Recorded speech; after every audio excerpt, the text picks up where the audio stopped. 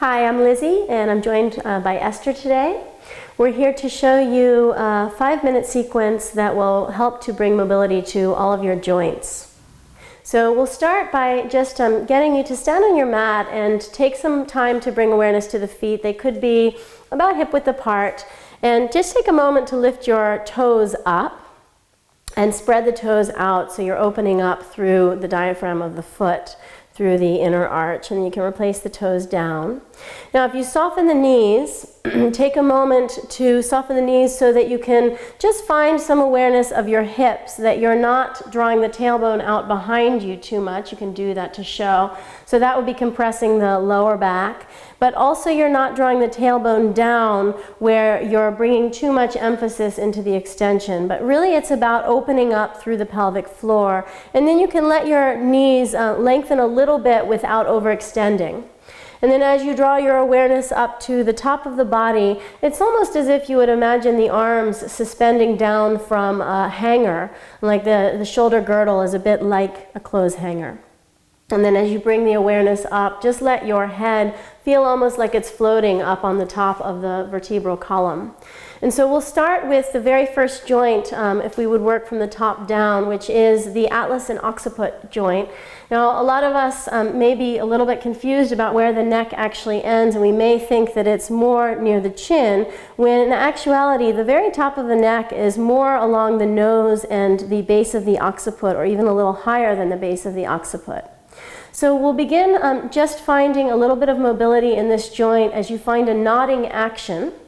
And as you take that movement, the chin will come into the chest, and you can go for yourself, drawing the chin up. It's that nodding, yeah. We'll go slow a couple of times, just noticing when you start to feel the lower part of the neck getting involved and you've gone too far. And then we're going to speed this up. So come to neutral, and then we'll start with the bobbing action. So 8, 7, 6, 5, 4, 3, 2, 1. You can come back. So that's also nice to do with your eyes closed. Esther closed hers, which can be a good idea.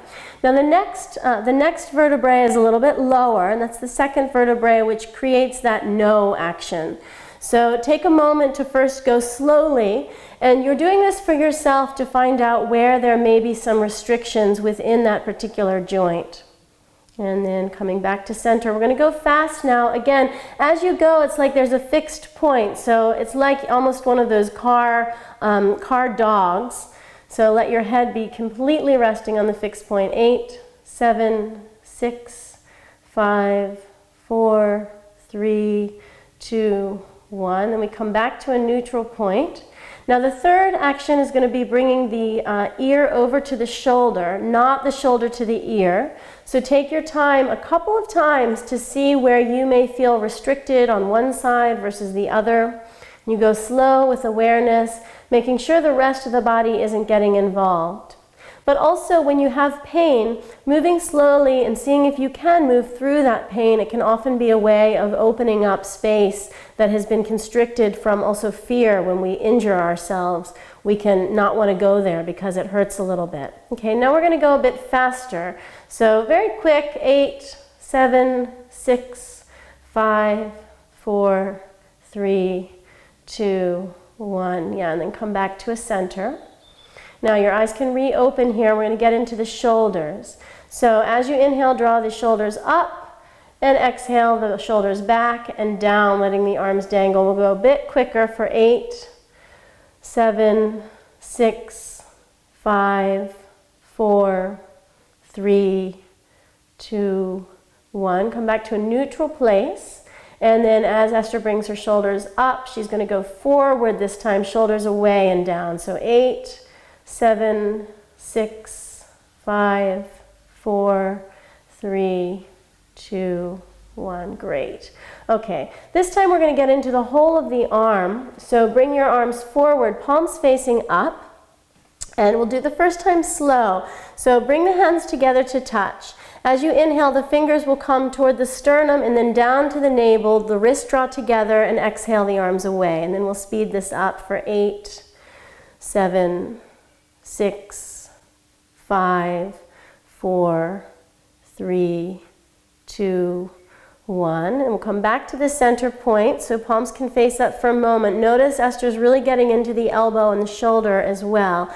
This time palms face down, and she's going to go the other direction, fingertips toward the navel and up. So we go 8, 7, 6, 5, 4, 3, 2, 1. Great.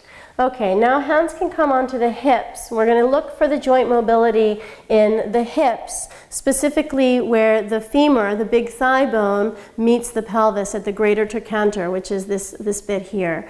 So just keep in mind that you want the crown of the head just above the pelvic floor. And then we're going to make some circles. So like a hula hoop dancer, you go 8, 7, yeah, great, 6, 5, 4, 3, 2, 1, good. And then go in opposition, 8, 7, 6, 5, 4, 3, 2, 1, great. And come back to your neutral position. This time you're going to bend your knees. It would be good to step the feet together at this point. And as Esther bends her knees, she'll bring her hands to each knee. You can just let the tailbone float, so she's not doing anything funky here, drawing the lower spine into like a compression, but instead she's just letting the sit bones float kind of on a diagonal down to the earth with her chin released. And she's going to make some circles in the same direction with the knees. Yeah. Also being aware of what's happening at the feet, that the feet are spreading. So we'll go 8, 7, 6, 5, 4, 3, 2, 1. Then we'll go in the other direction. 8, 7, 6, 5, 4, 3, 2, 1. Terrific. Okay, this time it's going to be the knees apart like at the school dance. So we'll take the knees apart for 8 and then together 7, 6, 5, 4, 3, 2, 1. And then together 8, 7, 6, 5, 4, 3, 2, 1. Terrific. Then come back to stand up. So you've already been getting into the feet a little bit, but this next one is really more about the ankle and the toe joint. So we'll start stepping the right foot back about a foot or a foot and a half behind you. Now, as you inhale, come up onto the toe mound. That's not the toes, but the foot just before the joint. And as you inhale, bend the knees, keeping that crown of head over the pelvic floor. So not going forward or back, and we'll stay for 8, 7, 6, 5, 4, 3, 2, 1. Terrific. Come up. And notice that her chin is really relaxed away from the sternum here. You can stand back onto the feet. And then that back foot, she's going to now untuck her toes, getting the top of the foot and the metatarsals down onto the mat.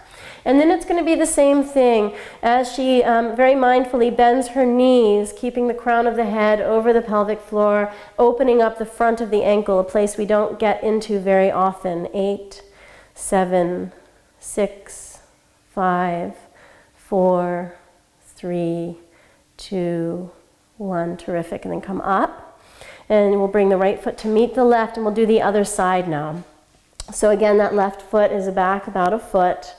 And just be aware of where the hips are, where the head is above the hips, and that really nice space you're giving to the chin and the sternum with the arms hanging. Come onto the tips of the balls of the feet. And as you exhale, you can sink down into the knees, and we'll stay 8, 7, 6, 5, 4, 3, 2, 1. Wonderful. Come up. And you can come back down onto the heels, then untucking the left toes, getting up onto the top of the foot. She's coming up onto the metatarsal of the toe, those bones. And then again, being aware of the crown of the head, bending into the knees. And we stay 8, 7, 6, 5, 4, 3, 2, 1. Coming all the way up to stand. Terrific. And hopefully this will be a great start to your day, and you'll feel that your joints are nice and loose. So thanks for joining us.